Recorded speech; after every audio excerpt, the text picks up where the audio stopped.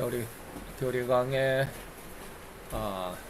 새로 시작하는 세 번째 시간입니다. 우리 종교에 대한 신명기 10장 12절 13절에서 우리 세 번째 시간으로 종교의 시작점을 한번 살펴보도록 합니다. 신명기, 우리 다 같이 성경 신명기 10장 12절 13절 우리 같이 봉독합니다. 이스라엘아, 내 하나님 여호와께서 내게 요구하시는 것이 무엇이냐? 곧 내 하나님 여호와를 경외하며 그 모든 도를 행하고 그를 사랑하며 마음을 다하고 성품을 다하여 내 하나님 여호와를 섬기고 내가 오늘날 내 행복을 위하여 내게 명하는 여호와의 명령과 규례를 지킬 것이 아니냐. 아멘. 오늘 이제 벌컥 교리 강의 세 번째 시간입니다. 종교의 시작점이라고 하는 것이 신명기 10장 12절로 13절을 통해서 이게 이제 퀴즈 1번 문제로 제시가 되었습니다. 종교의 본질 시작점 한번 생각해 봅니다. 종교의 시작점은 하나님 여호와를 경외한다라고 하는 것이죠. 그리고 그 모든 말씀의 그 모든 도를 행하고 또 요 하나님을 사랑하고 마음과 성품을 다해 하나님을 섬기고 우리 인간 자기의 행복을 위해 명하신, 다시 말해 하나님이 인간을 위해서 성경 말씀은 하나님이 인간을 위해서 주신 것이다 라는 것이죠. 인간의 행복을 위해서 명하신 여호와의 명령과 규례를 지키는 것으로부터 시작한다 라고 하는 것입니다. 그래서 신명기서를 예수님이 인용을 했습니다. 마태복음 22장 37절에서 40절까지 예수께서 가라사대 내 마음을 다하고 목숨을 다하고 뜻을 다하여 주 너의 하나님을 사랑하라 라고 하는 것인데, 이것이 바로 크게 첫째 되는 계명이고 둘째는 내 이웃을 내 몸과 같이 사랑하라 하신 큰 계명이다 라고 하는 것이죠. 자, 이런 하나님의 모든 계명의 중심이 무엇일까? 계명의 하나님의 말씀의 중심이 핵심이 무엇일까? 그것은 절대로 인간 삶의 중심에 절대로 하나님이 계셔야만 한다는 것이죠. 하나님이 계셔야 된다라고 하는 것입니다. 근데 우리들은 거의 하나님이 우리 마음이 우리 삶의 중심에 있다라고 말하기가 조금 어렵죠. 그래서 좌우지간 그렇습니다. 이것을 우리가 하나하나 느껴보고 깨달을 수 있는 은혜가 있었으면 좋겠습니다. 자, 내 마음과 내 목숨과 내 뜻의 중심에 하나님이 핵심적인 주인이 되어야 한다라는 말인데, 하나님이 우리 인간 삶의 중심이 되어야만 한다라고 한다면 과연 어떻게, 또 어떤 모습이나 어떤 마음, 어떤 상황이 하나님을 우리 인간의 마음 중심에 두었다라고 인정할 수 있겠나라고 하는 것이죠. 어떤 것이 하나님을 우리가 중심으로 살아간다라고 하는 것일까라고 하는 것이죠. 이런 사람이 되어서 이성 간의 사랑이란 감정을 경험해 본 사람이 있다라고 한다면 어느 정도 이해할 것입니다.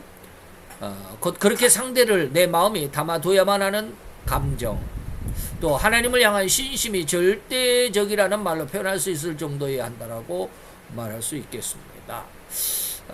참으로 이 말씀을 잘 이해할 수 있어야 되는데, 제가 그래서 물론 저 자신조차도 말을 다 어떻게 제 마음이나 무엇을 표현하고자 할 때 흡족하다라고 할 만큼 표현하지 못할 때가 상당히 많아요. 어떻게 표현해야 될까라고 하는. 그래서 이런 것 중에 그 중에 하나가 바로 이제 또 하나님을 우리 삶의 중심에 두어야 된다, 인간의 마음 중심에 두어야 된다라고 말했을 때 과연 이게 무엇일까라고 하는 것이죠.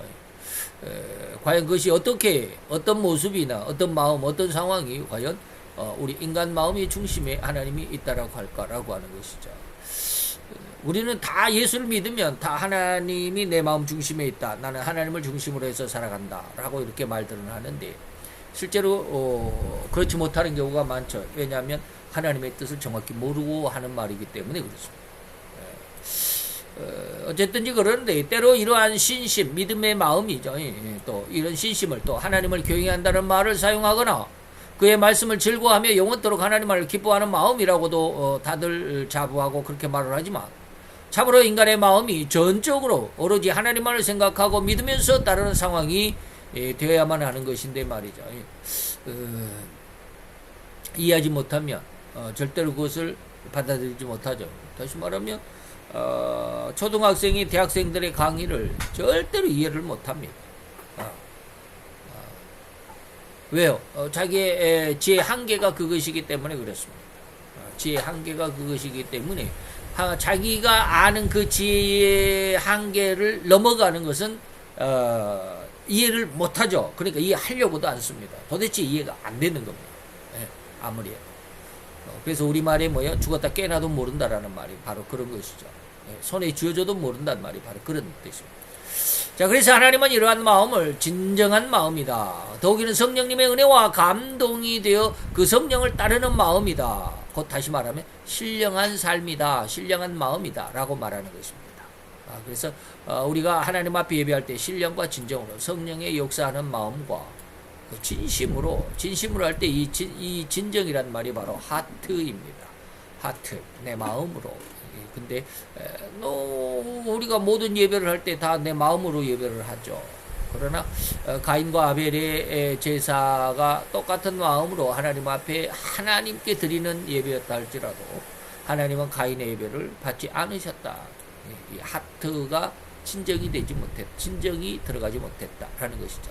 그래서 예배하는 자가 절대로 신령과 진정으로 예배하여야만 그 예배가 하나님 앞에 상달된다라는 것이죠.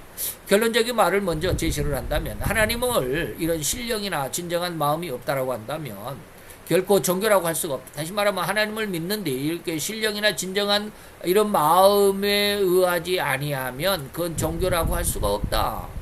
종교심, 다시 말하면 신앙이 아니라고 해야만 하겠다라고 하는 것이죠. 자, 그렇다면 그렇다면 반복했는지 한번 봅시다. 참으로 중요한 한 가지 쟁점을 제시하고자 합니다. 이 제시하는 쟁점은 진정으로 가장 중요한 신앙 곧 종교의 핵심을 가늠하는 쟁점일 수밖에 없다라고 제가 감히 주장해 드립니다. 즉 아무런 대상이나 우리의 신앙 곧 신령하고 진정한 마음을 들 수 있는 대상을 선택하면 되는가? 신령과 진정이라고만 하니까 아무 것에나 하나님이 아닌 다른 어떠한 것 부처에게 대해서도 아주 신령과 진정으로 한다. 지난 시간에도 잠깐 말씀을 드렸죠. 어떤 사람은 뭐 개구리를 섬기는 사람이 있고 두꺼비를 섬기는 사람도 있고 심지어는 메가드 장군을 섬기는 사람도 있고 별아별 그러면 그런 사람들이 전부 다 뭐예요? 신령과 진정으로 나는 정말 내 마음을 다해서 내 영혼을 다해서 뭐 이렇게 말하는데 과연 그것이 그렇다고 한다면 다 신령과 진정한 마음이냐? 신령과 진정한 신앙이냐라고 하는 것이죠. 그래서 곧 그 대상이 우리나라 마을 입구에 흔히들 꽂혀 있는 장승이라고도 장승 있죠. 뭐 천하대장군, 지하여장군 하는 거. 또 나이 많은 신비한 것만 같은 고목들의 흥겁 쪼가리들을 달고 줄렁줄렁 달고 있는 어떤 그 나무들. 어떤 또 신비한 어느 명산인지 알 수는 없는 듯한 신비한 깊은 골짜기 고즈넉히 자리를 잡고 있는 고색 창년한 어떤 절이나 그 안에 대웅전이 떡하니 자리를 잡고 부처라고 하는 이 조광상 앞에 넙죽 엎드리거나 어느 이름 모를 신 거대한 힘을 가졌다라고 여겨지는 신화 속의 신들 앞에 넙죽 엎드려 마음을 조아리고 마음을 드리는 것 등등을 관련 신령과 진정이라 할 거 있느냐 이 말입니다. 이 모두를 신앙이라고 해도 괜찮겠느냐 상관이 없겠느냐라고 하는 것이죠. 그렇지 않습니다. 이렇게 받아들여서는 안 됩니다. 종교라고 한다면 종교라는 그런 의미는 뭐냐면 여호와 하나님만 다시 말하면 절대 전능의 창조주를 믿는 것이 종교입니다. 이제 계속 그런 말씀을 드리겠지만 인간이 만든 어떠한 신들, 인간이 만든 어떠한 종교들은 종교라고 하지 않습니다. 어떻게 말하면 어떤 신념이다라고 말할 수는 있지만 종교라고 말하고 싶지는 않습니다. 그런데 우리는 그 모든 것을 다 종교라고 부릅니다. 예. 그러니까 종교라고 한다면 절대적으로는 뭐요? 오로지 절대 전능의 여호와 하나님만을 섬기는 게 종교다. 제가 가끔 말씀드리는 그래서 종교는 기독교, 천주교 그리고 유대교 여호와 하나님을 섬기는 이것만이 종교라고 할 수 있는데 다른 것은 이제 뭐 이슬람교, 뭐 불교 이런 것들은 종교라고 말할 수 없다. 그러나 일반적으로 종교 그러면 믿음을 가지고 있고 신에 대한 뭐 이런 것들 이런 것들을 다 종교라고 그러니까 어쨌든지 우리는 일반적인 지금 상황 속에서 종교라는 이름을 이해할 수 있게 있으면 좀 더 쉽겠죠. 어쨌든지 우리가 절대적으로 말한다면 여호와 하나님에 대한 신령과 진정이어야만 한다라는 거. 그런 하나님은 다시 말해 그 하나님은 살아계신 하나님이고 오늘도 아니 영원한 미래까지도 그는 살아계셔서 우리 인간의 생명을 주장하시고 주관하신 분이라는 이 사실을 믿어야 하는 거죠. 곧 그런 그 하나님이 곧 성령 하나님이 중심이 되고 역사하는 그 신앙 이것이 바로 신령한 신앙. 성령 하나님이 우리 신앙의 중심이고 우리에게 역사하는 그런 신앙 이것이 바로 뭐야? 신령한 신앙. 영이 접해져 있는 접촉할 수 있는 영과 교제할 수 있는 이러한 신앙을 신령한 신앙이다라고 말할 수 있죠. 여호와 하나님 외에는 죽은 신이고 절대로 이러한 신들을 우상이라고 말하고 있다. 더욱이 하나님은 이런 죽은 신, 곧 우상을 섬기는 것을 가장 미워하신다라고 말하고도 있습니다. 시편 115편 4절 8절. 저희 우상은 뭐요? 사람의 수공물이다. 입이 있어도 말하지 못하고 눈이 있어도 보지 못하고 귀가 있어도 듣지 못하고 코가 있어도 맡지 못하고 손이 있어도 만지지 못하고 발이 있어도 걷지 못하고 목구멍으로 소리를 내지 못하는 다시 말하면 사람의 수공물이 우상이다 라고 말하는 것입니다. 에스겔서 6장 1절로 10절까지도 쭉 이런 이야기를 하십니다. 여러분들이 한번 읽어보시고 자 이렇듯 여호와 하나님의 성령에 의해서 제시된 신앙을 우리는 신령이라고 말할 수 있다. 신령과 진정할 때 신령은 여호와 하나님의 성령에 의한 성령의 역사에 의한 성령과 교제할 수 있는 이러한 은혜가 신령이다 라고 말하는 것이죠. 이를 제외한 그 어떤 신앙일지라도 그것이 비록 종교 이름을 가졌을지라도 성령 하나님 다시 보혜사 위로의 성령 하나님의 이름이 아니라면 어떠한 종교라는 이름을 가졌으라도 그것은 결코 진정한 종교라고 할 수가 없다라고 말하는 겁니다. 이러한 잘못된 종교에 빠진 자들은 결코 하나님께 용납될 수가 없습니다. 오직 영원한 지옥의 형벌과 멸망이 그들의 결말일 뿐입니다. 또한 진정이라는 거 한번 생각해 봅시다. 이것은 절대적인 마음을 두는 상황, 그 믿음을 의미한다라고 이렇게 말합니다. 그래서 우리가 진정한 신앙이 되지 못할 때 가인과 아벨의 제사를 두고 말했을 때 아벨의 제사는 하나님이 받으셨지만 가인의 제물과 가인의 심성, 가인은 하나님이 연락하지 않았다. 가인의 제물만 연락하지 않은 것이 아니라 가인조차도 가인 자체도 다시 말해 그 심성, 그 마음 하나님 앞에 제물을 드리고 예물을 드리고 제사하는 그 마음이 하나님이 기뻐할 수 있는 그런 어떤 마음이 아니었다라고 말하는 것이죠. 그래서 하나님이 가인과 가인의 제물은 연락지 않았다라고 창세기 기록이 되어 있습니다. 그래서 그러한 모습, 제가 이제 마태 7장 21절 23절을 그 불법을 행했다. 우리가 예수의 이름으로 많은 기적을 나타내고 능력을 나타내고 귀신을 쫓아내고 병든 자를 고치고 했지만 하나님은 나는 너를 모른다. 네가 불법을 행했다라고 말하는 것이 바로 요한복음 7장 17절 18절입니다. 그가 바로 뭐요? 스스로 말하는 자다라고. 스스로 다시 말하면 보낸 자가 아니죠. 자기의 뒤에 보면 보내신 이의 영광을 구하는 자가 바로 참된다. 다시 말하면 우리 목사들은 누가 보내요? 하나님의 성령이 우리를 세상에 보내서 누구의 일을? 하나님의 일을 하라고 하십니다. 그래서 하나님의 보내심을 받은 예수는 자기 말을 하는 것이 아니라 하나님의 말을 했습니다. 이는 내 뜻이 아니고 내 아버지의 뜻이다 라고 말하는 겁니다. 보내신 이의 뜻을 행하는 겁니다. 근데 오늘날 목사들이 하나님의 뜻을 또 하나님의 진의를 헤아리지도 그러한 말씀을 세상 가운데 선포하지도 않고 자기 멋대로 하는 오늘날 우리 윤땡열 대통령의 영부인 김땡희 여사에게 고급 백을 주어가지고 그걸로 뇌물을 받았다라는 죄목을 씌워가지고 대통령을 끌어내리려고 하는 탄핵하려고 하는 이런 최땡령 같은 이러한 목사들 목사라고 할 수 있느냐? 이런 사람들은 뭐예요? 스스로 자기 영광을 구하는 자들입니다. 스스로 말하는 자, 하나님이 그렇게 말하게 시키지는 않습니다. 절대로 그런 내용 의미를 알겠죠. 다시 말하면 행동이나 말은 사랑한다고 하면서도 그 마음에는 다른 상대를 생각하고 있다고 한다면 그런 마음은 절대로 진정한 마음이다라고 할 수가 있다 없다? 없다. 주님도 그런 마음을 이렇게 지적하셨습니다. 자기를 사랑하고 자기 영광만을 구하는 자는 절대로 그 마음 중심에는 하나님이 없다. 그렇기 때문에 스스로 말하는 자, 보내신 자의 뜻을 말하는 사람이 아니라 자기 영광을 나타내는 자다. 자기가 스스로 말하는 자는 자기 영광만을 나타내는 자다. 이건 거짓 목사다라고 말하는 것이죠. 이러한 예는 불신한 길을 들여다보는 것보다는 신자라고 자부하는 신앙계 안을 들여다보는 것이 좀 쉽겠다라고 하는 것. 그래서 방금 말씀드렸던 마태 7장 21절 23절 주여 주여 우리가 주의 이름으로 선지자 목사 노릇을 잘했고요. 주의 이름으로 귀신을 쫓아도 냈고요. 주의 이름으로 많은 권능을 행했습니다 라고 말하지만, 그러나 예수님께서 밝히 명백하게 말한다. 내가 너희를 도무지 알지 못하니 불법을 행했으니 내게서 떠나가라 라고 한, 이는 진실로 진정한 신앙의 정체를 주님께 규정해 주신 것이라고 해도 절대 과언이 아니겠죠. 이건 명백한 진정한 신앙이 어떠한 것인가를 예수님께서 우리에게 알려주신 것이다 라고 말할 수 있다라는 말입니다. 그 수없이 많은 신자 그리고 목회자요 설교자라고 자부하는 자들이 이 지구상에 넘쳐납니다. 그런데 그렇게 자신있게 말하는 자들은 모두가 다 나는 예수의 제자다 라고 말할 수 있습니다.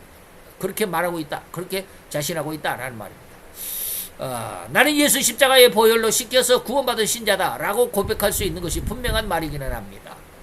그런데 그들의 마음속에는 무슨 생각과 계산이 있었던 것일까? 이게 바로 이제 여기서 말하는 예수님께서 말하는 네 마음속에는 불법이 들어있다라고 말해요. 뭘로? 너희는 주여 주여 라는 입술에는 주의 이름을 부르는 자, 주의 이름으로 귀신을, 주의 이름으로 많은 권능을, 주의 이름으로 선지의 노릇을 하지만 너의 마음은 그렇지 않다라고 하고 있어요. 그런데 그들의 마음속에는 무슨 생각과 계산이 있었던 것일까? 하나님은 곧 전지하신 모든 것을 아시는 하나님은 저들의 마음속에 음흉한 계산을 모르실 리가 없다 이 말이죠. 곧 가장 사악하고 가장 추악한 마음속의 계산, 즉 자기 유익을 위한 헌신, 자기 야망을 달성하기 위한 충성, 결코 하나님을 입으로는 말하지만 내심에는 자기의 세상 명예와 또 헌신과 충성이었다라는 것을 주님께서 흔히 들여다보지 않았는가 이 말입니다. 이게 마태 7장 21절로 3절입니다. 너희는 불법을 행했다라고 하는 것이죠. 곧 하나님의 영광을 위한다라는 그런 말만 앞세웠을 뿐, 미명만 앞세웠을 뿐, 뒤에서는 저들의 이 마음은 오로지 자기의 영광인 자기 야망을 달성하는 것과 자기 욕망을 채우기 위한 사악함이 들어있다라는 이런 말입니다. 그래서 이러한 저들의 음흉하고 사악한 마음을 성도들은 결코 눈으로 알아차릴 수가 없다 이 말입니다. 그래서 제가 언젠가 그런 말씀을 드렸지만 하나님이 목회자들에게 왜 많은 돈을 주지 않을까? 물론 많은 돈을 받는 사람들도 없지 않아 있지만 그런 사람들 말고요. 기도하는데 왜 하나님이 목사들이 기도하는 대로 응답하지 않을까? 참 그렇죠. 대형교회 그리고 한 달에 1,000,000원 이상씩 또 얼마를 받는지 모르지만 자우지가 1,000,000원 이상씩 받는 목사님들도 심심치 않게 있습니다. 있어요.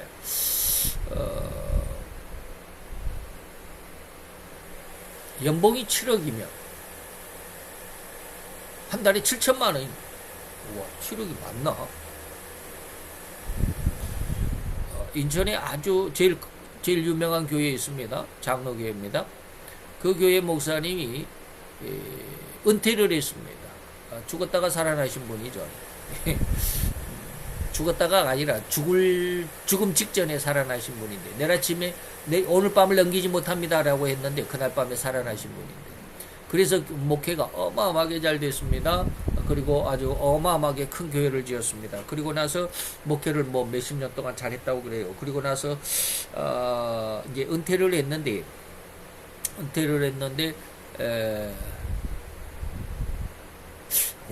연봉을 5억이라고 그랬나 7억이라고 그랬나 모르겠네요. 그 어마어마하게 5억이라고 그래도 한 달에 5,000,000원, 4,000 몇백만 원씩이죠. 그렇게 해서가 이게 막 퇴직금이었을까? 네, 잘못 알고 있나 그런가 본데요. 좌우지간 5억이나 7억. 다음 후임 목사, 담임 목사보다 더 많은 돈을 받았다라고 이런 말을 제가 들은 적이 있거든요. 그 정도 목사님들도 없지 않아 있지만, 그럼에도 불구하고 상당수의 또 힘들고 어려운 목사님들은 에, 심지어는 돈이 없어가지고 스스로 생을 달리하는 이러한 목사님들도 있습니다. 목사가 왜 그렇게 생을 달리할 정도로 그렇게 힘들었을까? 과연 그렇게 해야만 했을까라는 이런 의문점도 저도 뭐 없지 않아 있고, 그것을 해결할 수는 없지만 뭐 하나님만이 아시니까 그들의 마음을 어떻게 헤아릴 수는 없지만, 어쨌든 얼마나 힘들었으면 생을 달리할 정도로 그렇게 힘들었을까? 그럴 수도 있습니다. 그런데 하나님의 아들로서, 그리고 또 하나님의 종으로 불러서 교회를 담임하게 하셨는데, 그 지지리도 그냥 맨날 지하교회만 힘들게 그렇게 하다가 빛도 못 보고 말이죠. 그런 사람들이 있을까? 왜 그럴까요? 만약에 그런 목사님들이 하나님 교회를 건축하게 해주세요라는 기도를 안 했을까요? 거의 했을 겁니다. 목사님들은 거의 다 그런 기도가 마음의 원이 아닐 수가 없으니까, 마음의 소망이 아닐 수가 없으니까. 그래요. 그렇게 교회를 일단 개척하면 내 교회를 갖고 싶은 것이 목사님들의 거의 99.9%의 마음일 것입니다. 저도 그런 기도를 했으니까. 그런데 왜 하나님이 그런 기도를 안 들어주실까? 그냥 뭐 세상에 돈이 넘쳐나고 이렇게 흉악한 자들 보면 그냥 몇십억씩 몇백억씩, 이거는 뭐 돈도 아니요. 그 사람들의 모습에서 보면 100억 200억은 뭐 돈도 아니요. 그 사람들은 몇천억씩 그냥 막 횡령하고 갖다 숨겨놓고 막 그러고 그러잖아요. 그런 데 비하면 하나님, 저들은 저렇게 돈을 가지고 난리법석인데, 그러면 하나님의 종들에게 하나님의 교회를 위해서 쓰겠다고 그러는데 왜 하나님 안 들어주실까? 안 들어주십니다. 저도 무지하게 이것 때문에 기도도 많이 하고 고민도 많이 하고, 왜 그럴까? 왜 하나님은 안 들어주실까? 라고 하는 거예요. 바로 이런 겁니다. 안 들어주신 이유가 바로 이런 겁니다. 네 마음속에는 아직도 음흉한 네 계획이야. 사악한 마음이라고 할 수 있는, 만약에 내가 너에게 10억을 줬다, 그럼 너 어떻게 쓰겠니? 이 말이야. 어떻게 쓰겠어요? 저도 한때 그런 기도를 한 적도 있어요. 하나님, 10억을 주시면요, 1억은요 11조니까요, 11조니까 그걸로 이제 이렇게 이제 주변에 내 친구들, 또 주변에 있는 목사님들, 힘들어하는 목사님들 알잖아요. 같이 이제 목회를 하니까. 이런 사람들 11조로 이렇게 뭐 한 10교회 띄어가지고 10억에 1억이면은 1000만 원씩 갖고 그렇게 11조 딱 하고, 그 마음은 참 이쁘잖아요. 그렇게 11조 딱 띄어가지고 이렇게 한 10교회 이렇게 나누어서 11조 하겠습니다. 나머지는 어떻게 할 것이냐? 10의 9는. 그러면 9억은 어떻게 할 것이냐? 교회를 하고요. 뭐, 사택도 하나 있고요. 뭐, 이러죠. 거기에 들어가 있는 것이 뭐요? 사택이 들어가면 그것은 욕심입니다. 절대 욕심입니다. 하나님을 위해서 한다 하지만 절대 욕심이에요. 그래서 제가 옛날에 그런 말씀도 했죠. 어느 교회 사모님이 자기 교회 성도가 10억짜리를 일거리가 있는데, 거기에다가 이제 이것이 자기가 불화를 받아야 돼요. 하청을 얻어야 되는데, 그러면 10억짜리를 하청을 얻으면 11조를 하겠습니다라고 했는데, 저는 그 11조 안 된다고 봤습니다. 그 사람 11조 안 합니다. 예. 10억을 받았으면, 10억짜리 그 사업을 땄으면 11조로 해가지고 10억이니까 1억은 교회에다가 11조로 헌금하겠죠. 그거 불화받기 전에는, 하청받기 전에는 엄청나게 간절합니다. 그래서 꼭 이거 내가 하청받으면 11조 분명하게 교회 하겠습니다, 철석같이 약속합니다. 일단 딱 그게 하청이 떨어지면 어떨까요? 안 합니다. 절대로 못 합니다. 네. 그래서 그거 안 된다 그랬어요. 근데 그 교회에서는 뭐요? 10억, 1억을, 그 11조가 딱 들어오면, 누구는 얼마, 제가 방금 이야기했듯이, 너는 얼마가 필요하냐? 안 돼요. 그게 뭐예요? 우리 마음이에요. 우리 마음. 불법이에요. 하나님의 뜻대로 되는 게 아니에요.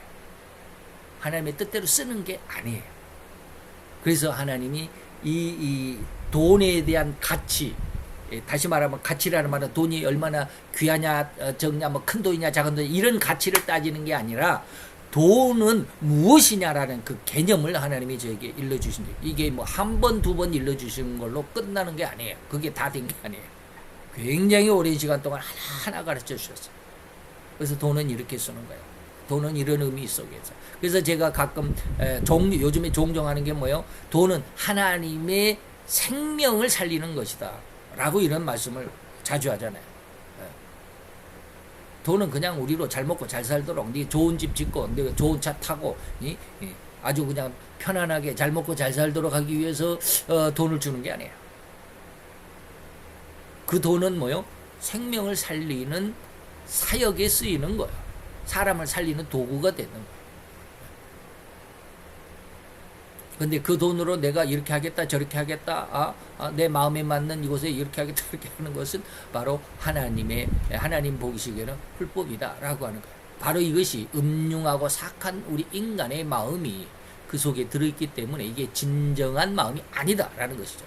이건 인간의 눈으로는 결코 알아차릴 수가 없지만 하나님은 절대로 이 많은 이러한 사람들의 마음이 속아 넘어가지가 않습니다. 왜? 전지전능한 전지하신 하나님이니까. 그러니까 속아 넘어가지 않습니다. 근데 만약에 그러한 돈을 좀 줬다, 너무 달라고 해서 줬다 그러면 뭐가 될까요? 진짜로 그렇게 쓸까요? 그거는 발람이 되어버리고 맙니다. 발람 선지자가 되어버리고 맙니다. 너무 가고 싶어 하니까 그래 가봐 라고 하나님은 허락했지만 결국에는 전쟁에서 매장지를 얻지도 못하고 그냥 들깨 밥이 되어버리고 말았습니다. 그래서 많은 돈을 구하는 성도들, 신자들, 하나님 앞에 돈을 구하는 자들 굉장히 조심해야 됩니다.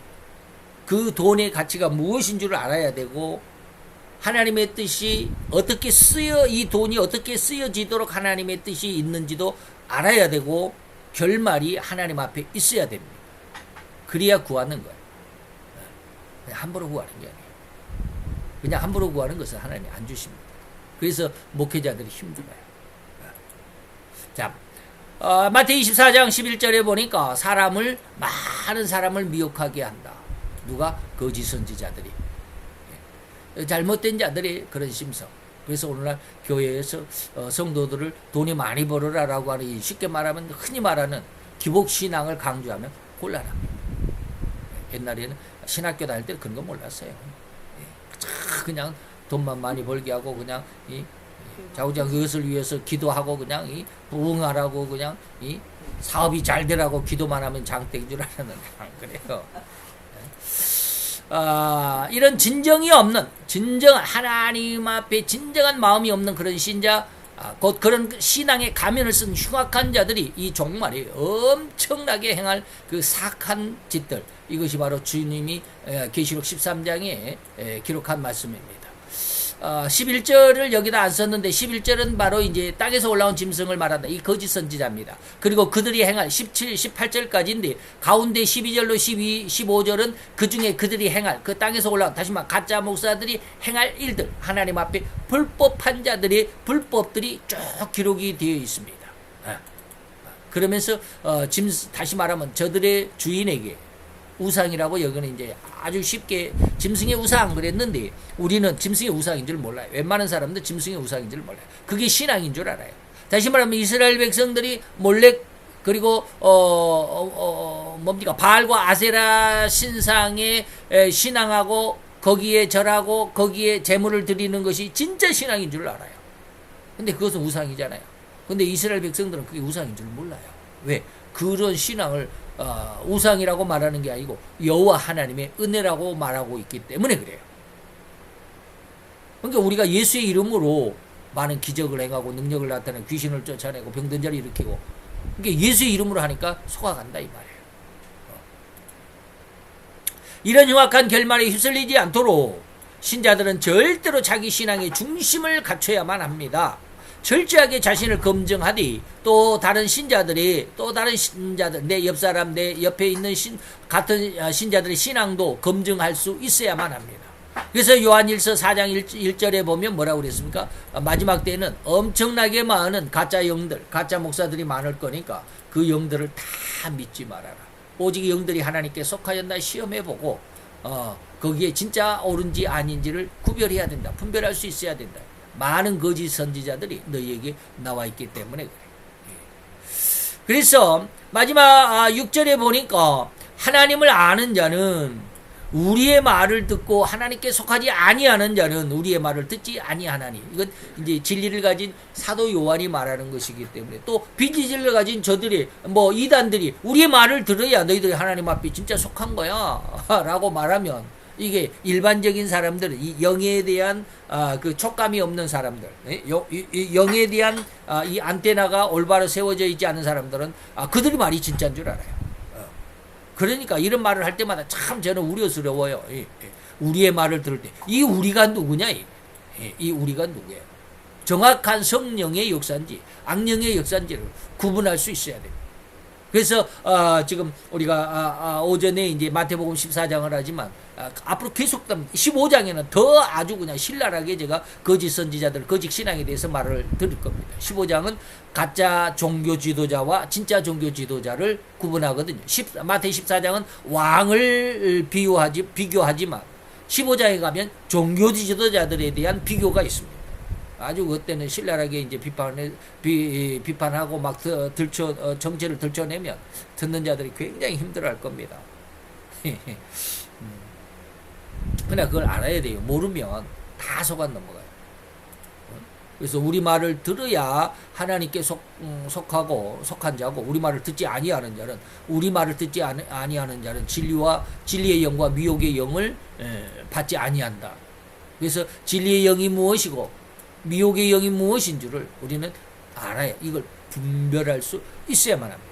참으로 아름다운 신앙, 진정한 신앙을 가진 자들을 분별할 수 있어야 되고, 구별할 수 있는 은혜와 능력을 우리는 갖추도록 더욱 경각하고 심려를 기울여서 노력하는 성도가 되어야만 합니다. 이게 바로 종교의 시작은 누구다? 여호와 하나님이다 라고 하는 것.